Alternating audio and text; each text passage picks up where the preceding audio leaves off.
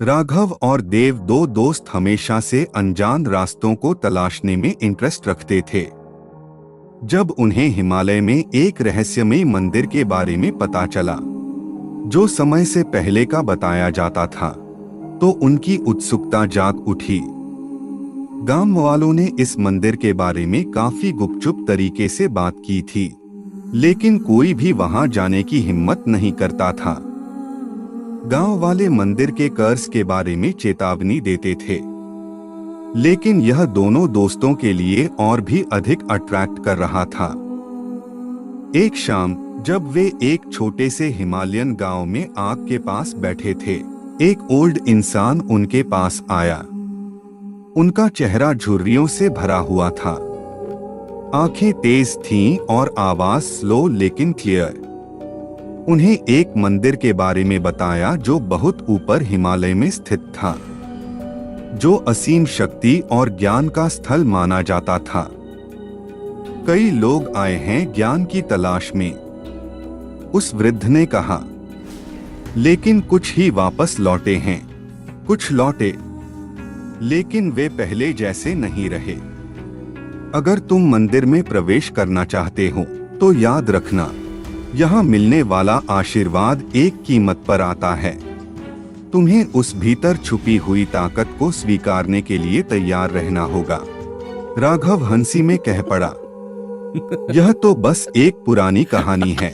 हम इससे कहीं ज्यादा खतरनाक रास्तों पर जा चुके हैं। लेकिन देव, जो हमेशा अपने दोस्त से ज्यादा सतर्क था, थोड़ा हेजिटेट करते हुए बोला, मुझे नहीं लगता राघव, क्या हमें सच में जाना चाहिए? वृद्ध ने कुछ सोचा और धीरे से कहा, मैं तुम्हारे साथ चलूंगा, मुझे वह रास्ता पता है। देव थोड़ा और घबराया, पर तुम क्यों? अगर यह शापित है तो क्यों कोई यहाँ खुद चलकर क्यों जाएगा? वृद्ध की आंखों में एक रहस्यमय हल्का सा डर आ गया और उसने धीमी आवाज में कहा, और मेरी अपनी वजह हैं इस मंदिर में जाने की, ऐसी वजह जो बहुत समय से अधूरी हैं। मैं भी कभी तुम्हारी तरह था, क्यूरोसिटी से भरा हुआ। मैंने भी उसकी खोज की थी, लेकिन मुझे वह नहीं मिला जो मैं चाहता था। अब मुझे वापस लौटना होगा। शायद अब समय है। एट लास्ट देव की हेजिटेशन के बावजूद राघव की जिद की वजह से उस दिन उन्होंने यात्रा शुरू कर दी। आसमान में बादल घिरे हुए थे और ठंडी हवा उनके चेहरे को काट रही थी। यात्रा कठिन थी, लेकिन वृद्ध आदमी के नेतृत्व में वे धीरे धीरे मंदिर तक पहुंचने में सफल हो गए, जो हमारी लाइफ की सबसे बड़ी गलती होने वाली थी और शायद आखिरी भी। जब उन्होंने मंदिर देखा तो यह एक खंडहर की तरह खड़ा था, लेकिन अपनी प्राचीनता में बहुत भव्य था। पत्थर की दीवारों पर जटिल पिक्चर्स थे। कुछ सीन्स उन्हें परिचित से लगे, लेकिन अजीब भी। ठंडी हवा ने मंदिर के भीतर घुसते ही एक अजीब एहसास पैदा किया। वृद्ध ने मंदिर के प्रवेश द्वार पर रुककर कहा, यहाँ से कुछ भी हो सकता है। यह वही जगह है जहाँ यह सब शुरू होता है। अंदर एक जलती हुई अगरबत्ती की महक थी और दीवारों के आसपास अंधेरे की परछाइयां रेंग रही थीं। जैसे जैसे वे अंदर गए, उन्हें लगा कि यह स्थान केवल एक भूतपूर्व मंदिर नहीं, बल्कि एक जीवित जागृत शक्ति का सोर्स है। फिर अचानक एक महिला सामने आई। उसकी लंबी बर्फ जैसी चादरें उसकी पीठ तक फैली हुई थीं और उसका चेहरा हल्के अंधकार से ढका हुआ था। वह धीरे से मुड़ी। स्वागत है, मुझे पता था कि तुम लोग आओगे। राघव और देव उसे देखते रह गए, लेकिन उस महिला में कुछ ऐसा था जो डर और अट्रैक्शन के बीच झूलता था। उसकी आंखों में चमक थी। वह धीरे से बोली, मैंने सदियों से इस स्थान की रक्षा की है। तुम ज्ञान की तलाश में आए हो, पर क्या तुम समझते हो कि इसका मूल्य क्या है? तभी राघव की समझ में आ गया कि यह वही स्थान था जिसके बारे में उन्होंने सुना था। वह खौफ से वृद्ध आदमी की ओर मुड़ा। तुमने हमें यहाँ फंसा लिया है, उसने गुस्से में कहा। यह मंदिर तुम्हारा है, तुम हमें यहाँ लाए। वृद्ध की आंखों में डर की लकीरें उभर आईं।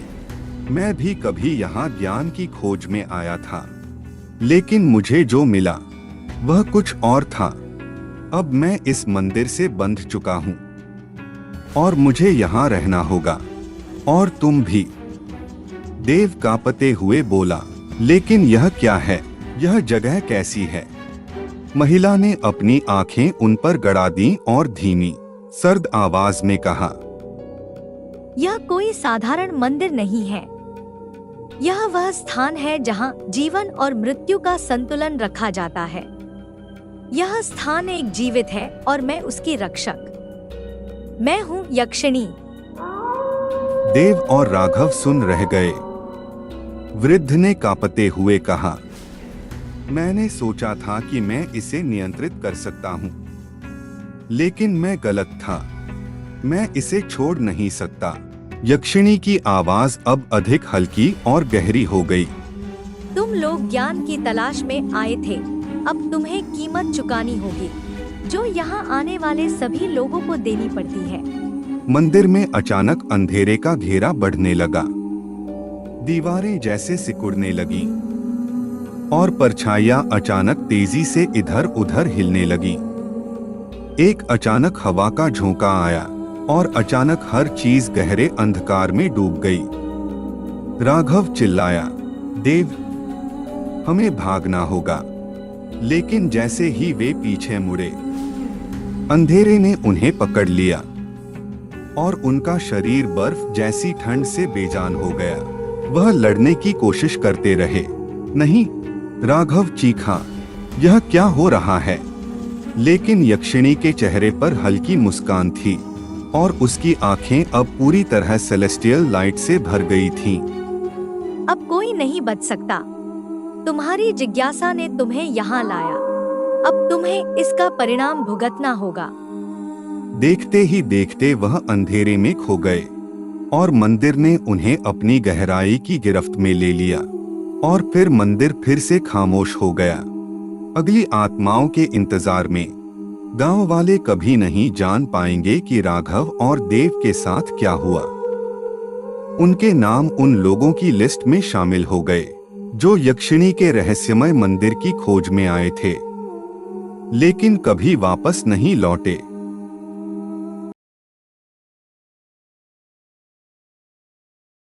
ये बात है तब की हाँ, जब मैं कॉलेज में पढ़ती थी। मेरी रूममेट शीतल और मैं हॉस्टल में रहते हुए एक दूसरे के बहुत करीब हो गए थे। हम हंसी मजाक करते, सीक्रेट शेयर करते और ऐसा लगता था जैसे हमारा रिश्ता कभी नहीं टूटेगा। लेकिन एक दिन सब कुछ बदल गया जब प्राची, एक और रूममेट, हमारे कमरे में आई। प्राची का आना पहले तो मामूली सा लगा, लेकिन जल्दी ही माहौल बदलने लगा। प्राची और शीतल एक दूसरे को पसंद नहीं करती थी। छोटी छोटी बातों पर उनका झगड़ा होता रहता था और हर दिन एक नई स्ट्रेसफुल सिचुएशन पैदा हो जाती थी। फिर भी मैं दोनों के साथ दोस्ती बनाए रखना चाहती थी, लेकिन मुझे नहीं पता था कि मेरी यह दोस्ती मुझे एक ऐसे नाइटमेयर में डालने वाली है जिसे मैं कभी सोच भी नहीं सकती थी। एक शाम जब मैं क्लास से लौटी, प्राची ने मुझे कुछ हेजिटेट करते हुए बताया। उसकी आवाज कुछ अलग थी। मैंने शीतल की अलमारी में कुछ अजीब चीजें देखी हैं, उसने कहा। पर क्या? मैंने पूछा। उसकी आंखों में डर था। तंत्र मंत्र की गुड़िया, सिंदूर से लिपटे हुए कुछ कपड़े और भी बहुत सी अजीब चीजें। तुम्हें सतर्क रहना होगा। मैं एकदम फ्रीज हो गई। उस वक्त मेरी तबीयत बहुत खराब हो रही थी। मेरा शारीरिक और मानसिक स्थिति दोनों ही बिगड़ रहे थे, लेकिन मैं तंत्र मंत्र जैसी बातों पर विश्वास नहीं करती थी। फिर भी जैसे जैसे दिन बीतते गए, चीजें और भी अजीब होने लगी। सबसे पहले तो वो फुसफुसाहटें, धीरे धीरे, जैसे हवा मुझे चुपके से कुछ कह रही हो। लेकिन वे आवाजें अब और भी स्पष्ट होने लगी और मैं उन्हें साफ साफ सुन सकती थी। रात को कमरे में कुछ शैडोज दिखने लगी। मैं सोते वक्त देखती जैसे किसी के कदमों की आवाज आ रही हो, लेकिन जब मैं वहां देखती तो कुछ भी नहीं होता। हर रात मेरे कमरे में एक अजीब सी घबराहट महसूस होती, जैसे कुछ मुझे घेर रहा हो। मेरे सीने पर लगातार एक बोझ सा महसूस हो रहा था, जैसे कुछ मुझे घूर रहा हो। मेरा मन अस्त व्यस्त था और शरीर कमजोर हो गया था। प्राची के वर्ड्स मेरे दिमाग में गूंजे, सावधान रहना। मैं सोचने लगी, क्या शीतल की अलमारी ही इस सब का कारण थी? मेरे और शीतल के बीच का संबंध हर दिन और कमजोर होता जा रहा था। मैंने प्राची पर विश्वास करना शुरू कर दिया और उसके साथ दूसरे रूम में शिफ्ट हो गई। उसने मुझसे कहा कि अगर मुझे सच में उस भूतिया चीज से छुटकारा पाना है तो कुछ न कुछ करना पड़ेगा। मैंने उसे अपनी एक कुर्ती दी और उनके घर के पंडित से सलाह लेने को कहा। घर से वापस आकर प्राची ने मुझे एक छोटा सा पैकेट दिया। उसके अंदर काले धागे थे। उसने मुझसे कहा कि मुझे उन्हें अपनी गर्दन, कमर और पैरों पर बंधने को कहा। यह तुम्हारी सुरक्षा करेगा, उसने कहा। उसके कुछ दिन बाद प्राची को अपने भाई की शादी के लिए घर जाना पड़ा, लेकिन मुझे राहत के बजाय दुख और भी बढ़ गया। फुसफुसाहटें अब वे बहुत तेज हो चुकी थी। शैडोज अब वे और भी काली और खतरनाक हो गए थे। मुझे कमरे में कुछ महसूस होने लगा, कुछ जो इंसान नहीं था। हर रात ऐसा लगता था कि दीवारें मेरे ऊपर चढ़ाई कर रही थी। मेरे ग्रेड्स भी गिरने लगे। यही देखते हुए एक दिन मेरी क्लासमेट आरुषि मेरे पास आई। उसने देखा कि मेरी हालत कितनी खराब हो चुकी है और मुझसे पूछा कि क्या हो रहा है। मैं अपने आप को रोक नहीं पाई और उसके सामने सब कुछ बता दिया। कैसे मैं उन अजीब आवाजों को सुनती थी, कैसे मैं अपनी आंखों से छायाएं देखती थी, और कैसे प्राची ने अपने घर के पंडित जी से पूछा था। आरुषि का चेहरा सफेद पड़ गया। उसने मुझे वो काले धागे उतार कर उसे देने के लिए कहा। उसकी आवाज में एक डर था जो मुझे महसूस हुआ।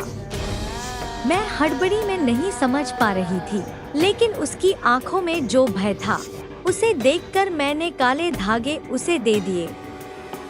आरुषि के पापा खुद एक पंडित थे, तो मुझे लगा कि शायद वो कुछ मदद कर पाए। रात को जब मैं सो रही थी, मेरी फोन की घंटी बजी।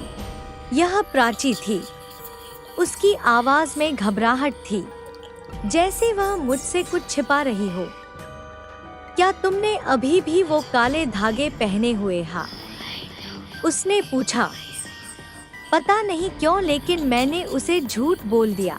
हाँ, मैंने अभी भी उन्हें पहना हुआ है। चिंता मत करो, मैं ठीक हूँ। उसने फोन रख दिया। ठीक उसी वक्त आरुषि का फोन आया। उसकी आवाज में अब डर नहीं बल्कि गुस्सा था। मुझे पता चल गया है क्या हो रहा है तुम्हारे साथ। आरुषि ने अब जो कुछ बताया वह मुझे हिलाकर रख गया। प्राची ही है जो तुम्हारे साथ यह सब कर रही है, उसने कहा। प्राची ने तुम्हें अपनी पकड़ में लेने के लिए काले जादू का सहारा लिया था। अब मुझे सब समझ में आने लग गया था। जो मिठाई उसने मुझे दी थी, जो मैंने बिना सोचे खा ली थी, वही इस सब की शुरुआत थी। और तब से मेरी जिंदगी उसकी जादुई चालों में बंध गई थी। उसने जो काले धागे दिए थे वो भी एक तंत्र मंत्र का हिस्सा थे जिसे उसने एक तांत्रिक से करवाया था। और अगर मैंने वो धागे नहीं हटाए होते तो पता नहीं अभी तक क्या होता। मुझे नहीं पता उसे मुझसे क्या चाहिए था, लेकिन मैं अंदर से हिल गई थी। मैंने उस पर बहुत भरोसा किया था। मुझे समझ नहीं आ रहा था कि कोई इंसान दूसरे इंसान के साथ ऐसा कैसे कर सकता था। आरुषि के पिता एक बड़े पुजारी थे। उन्होंने मेरी मदद की। हम तुरंत उनके गांव गए, जहां उन्होंने एक पूजा की और मेरी रक्षा के लिए तंत्र मंत्र किए। रात भर चली इस पूजा के बाद मुझे अंत में शांति मिली। उस रात के बाद मुझे आखिरकार चैन की नींद आई, जो कि 6 महीनों में पहली बार थी। जब मैं हॉस्टल वापस आई तो सबसे पहला काम मैंने शीतल से माफी मांगने का किया। मैंने उसे सब कुछ बताया, कैसे मैंने प्राची पर विश्वास किया। पहले वह हेजिटेट करती थी, लेकिन फिर उसने मेरी माफी एक्सेप्ट कर ली। हम फिर से उसी कमरे में लौट आए जहां कभी हमारी दोस्ती पक्की हुई थी। लेकिन अब प्राची जान चुकी है कि मैं उसके जादू को समझ चुकी हूँ। मैं यह नहीं जानती कि कब, कहां और कैसे वह फिर से मेरी जिंदगी में घुसने की कोशिश करेगी। मुझे इतना पता है कि वह कहीं न कहीं छुपकर मुझे देख रही है, तैयार है मुझे फिर से अपनी जाल में फंसाने के लिए।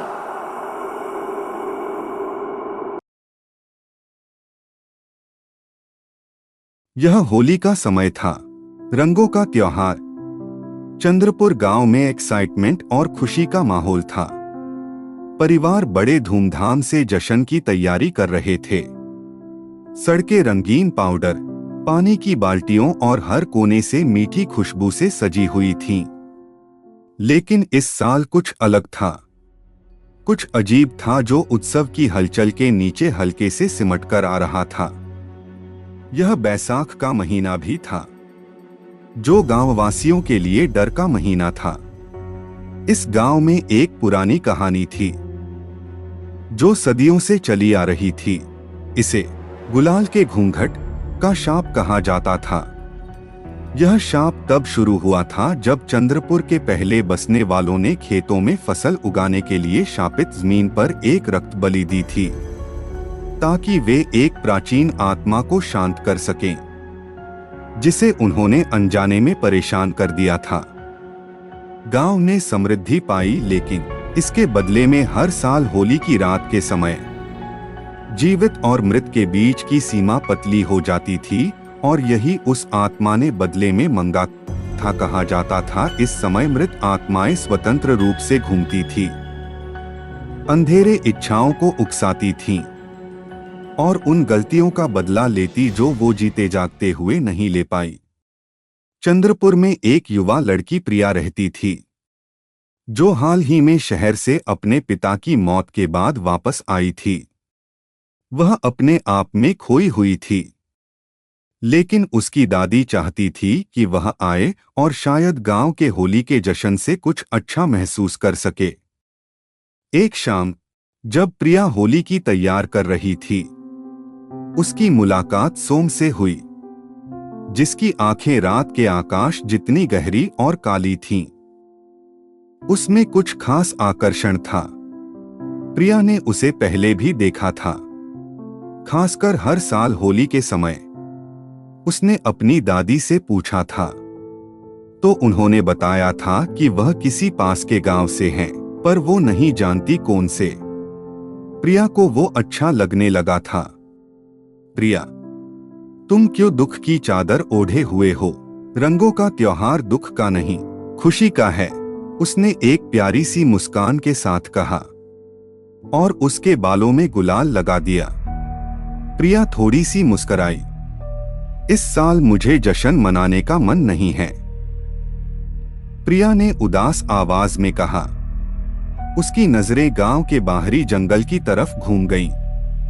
मेरे पिता, वो पिछले महीने गुजर गए। और सब कुछ बहुत अजीब हो गया है। सोम का चेहरा सिंपैथी से भर गया।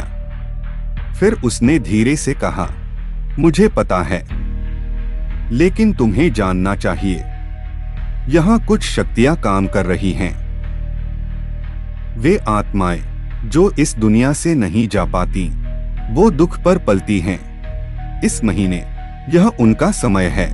तुम्हें इस समय सचेत रहना होगा। प्रिया ने शर्माते हुए एक स्माइल करा, लेकिन वो इस सब को सुपरस्टिशन समझती थी। मुझे ऐसी बातों पर विश्वास नहीं है, उसने दृढ़ स्वर में कहा। सोम की आंखें गहरी हो गईं। तुम्हें इसे नजरअंदाज नहीं करना चाहिए। जैसे जैसे होली नजदीक आ रही थी, प्रिया खुद को सोम के प्रति एक अजीब सा खींचाव महसूस करती थी। उसकी चेतावनियों के बावजूद वह उसे और अधिक समय देने लगी। वह इस अजीब कनेक्शन को नकार नहीं पा रही थी, जो उनके बीच और भी मजबूत हो रहा था। होली के दिन पूरा गांव हंसी और एक्साइटमेंट से भर गया था। प्रिया और सोम जश्न से दूर जंगल में पहुंचे। पेड़ ऊपर की ओर मुड़े हुए थे, उनकी शाखाएं जकड़ी हुई अंगुलियों की तरह लग रही थीं। प्रिया को अचानक एक सिहरन महसूस हुई और उसने सोम से पूछा, हम यहाँ क्यों आए हैं? सोम ने पहले तो जवाब नहीं दिया, उसकी नजरें दूर पेड़ों की शैडोज पर थी। अंत में उसने धीमे डरावने आवाज में कहा, प्रिया, तुम्हारे पिता की आत्मा, वह यहाँ फंसी हुई है। वह पीछे हटी, उसका दिल तेजी से धड़क रहा था। तुम्हारा क्या मतलब है? मैंने बहुत कुछ अजीब देखा है, लेकिन ये बहुत ज्यादा अजीब है। सोम और करीब आया। उसका चेहरा अब सीरियस हो गया। तुम कोई आम इंसान नहीं हो। तुम इस जगह की हो, इसके अतीत से तुम्हारा रिश्ता है। तुम्हारे पिता ने यहाँ एक समझौता किया था, एक काला करार, और अब उनकी आत्मा उन आत्माओं के साथ बंधी हुई है जो प्रतिशोध की तलाश में हैं। प्रिया का दम घुटने लगा। मैं जा रही हूं, तुम पागल हो गए हो। सोम मुस्कराया, लेकिन वह प्यारी मुस्कान नहीं थी जो उसने पहले देखी थी। उसके होंठ खून से सने थे और उसकी आंखों में एक डरावनी चमक थी। मैं तुम्हारे लिए आया था प्रिया। मैं हमेशा से तुम्हारा इंतजार कर रहा था। अचानक हवा जोर से गूंज उठी और जंगल में घबराहट महसूस होने लगी। जश्न की आवाजें एक खौफनाक सन्नाटे में बदल गईं और दूर दूर से घनी खौफनाक फुसफुसाहटें सुनाई देने लगीं जो प्रिया का नाम पुकार रही थीं। प्रिया घबराई और चारों ओर देखने लगी। गुलाल के रंग जंगल में नदियों की तरह बह रहे थे, पेड़ों जमीन हवा में। और फिर उसने देखा उसके पिता का चेहरा जो शैडोज से उभर रहा था। पापा। उसकी आवाज में बस एक फुसफुसाहट थी, लेकिन वह रूप धीरे धीरे पास आ रहा था। लेकिन फिर सोम बीच में आकर खड़ा हो गया और उसका रूप एक डिस्गस्टिंग स्ट्रक्चर में बदलने लगा। उसका रंग काला हो गया, उसका शरीर लंबा हुआ और उसका चेहरा अजीब आकार में बदल गया। तुम यहाँ क्यों आई हो प्रिया? पापा ने कहा। अब तुम भी उनके साथ कष्ट में जाओगी। प्रिया पीछे हटी, उसका दिल धड़क रहा था। नहीं, मैं नहीं। सोम का चेहरा मुस्कान से भर गया। तुम्हारे पास कोई चॉइस नहीं है, तुम अब मेरी हो। अचानक उसे एहसास हुआ कि हजारों नजरों ने उसे घेर लिया है। आत्माएं जो शैडोज से झांक रही थीं। उनका रूप अनक्लियर था। उनके चेहरे मृतक जैसे थे और शरीर विकृत। होली के रंग खून से सने हुए थे। उनकी चमक अब खौफनाक लाल और काले रंग में बदल गई थी। प्रिया को अचानक एक ताकत का एहसास हुआ। होली के वही रंग जो उसने अपने हाथों में पकड़े हुए थे अब चमकने लगे। अब वह कोई और रूप धारण कर चुके थे। आत्माएं उसकी तरफ बढ़ रही थीं। उनके हाथ भूख से फैल रहे थे। आओ हमारे साथ, तुम अपने पिता के पास रहोगी, सोम ने कहा। लेकिन प्रिया का डर अब साहस में बदल गया। उसने अपनी मुट्ठियां कस ली। उसके अंगूठे कांप रहे थे और उसने वह चीज याद की जिसमें उसने कभी विश्वास नहीं किया था। अपनी ताकत, अपने पिता से प्यार, अपनी जिंदगी से प्यार, और यह मानते हुए कि वह इस शाप को तोड़ने के लिए काफी है। एक जोर की चीख के साथ प्रिया ने गुलाल हवा में उछाल दिया। रंगों का एक तूफान फट पड़ा। आत्माओं को खत्म करते हुए, सोम को भी अपनी चपेट में लेते हुए प्रिया ने महसूस किया कि वह एक अनदेखी ताकत से ऊपर उठ रही थी। उसकी बाहें फैली हुई थीं और उसने उस ऊर्जा के साथ मिलन किया। आत्माएं चीर दी गईं। उनकी आत्माएं शून्य में बिखर गईं। तूफान शांत होने के बाद जंगल में खामोशी छा गई। प्रिया खड़ी थी हाफती हुई। उसका दिल तेजी से धड़क रहा था। उसने एक आखिरी बार अपने पिता का चेहरा देखा, लेकिन इस बार वह मुस्कुरा रहा था। मुझे पता था कि तुम बहादुर हो प्रिया, वह फुसफुसाया। उसकी आवाज गर्व से भरी हुई थी। प्रिया ने गांव का श्राप तोड़ दिया था। उसने अपने पिता को मुक्त कर दिया था, लेकिन वह कभी भी यह होली के खौफनाक दृश्य को नहीं भूल सकती थी। प्रिया को एहसास हुआ कि सोम, अगर वह सच में उसका नाम था, प्रिया उसे पसंद करती थी, उस पर विश्वास किया और कहीं न कहीं उससे प्यार भी किया था। गांव, जो अपनी खुशी में खोया हुआ था, जल्दी ही फिर से होली का उत्सव मनाने के लिए एकत्र होगा। लेकिन प्रिया जानती थी सच, बैसाख महीने में प्रेम भी उतना ही खौफनाक हो सकता है जितना कि शक्तिशाली।